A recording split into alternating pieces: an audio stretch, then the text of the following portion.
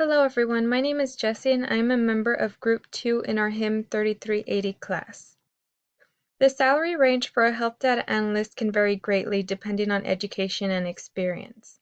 According to the U.S. Bureau of Labor Statistics, the starting salary for a health data analyst with no to very little experience or a recent college graduate can expect on average to earn around $37,000 per year as their starting salary pay.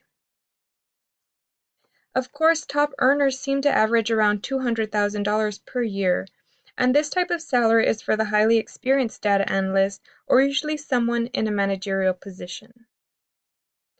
The average salary for a health data analyst in San Antonio, Texas earns around $65,000 per year.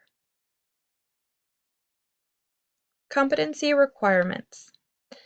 Skills that employers expect their health data analyst to possess are SQL, or structured query language. You have to be able to know how to retrieve data from expensive databases. Employers want analysts who have SAS knowledge, which is a software suite for data management. And of course, PowerPoint and Excel proficiencies. Employers also want their employees to have experience with HEDIS because it is one of the most widely used sets of healthcare performance measure in the United States.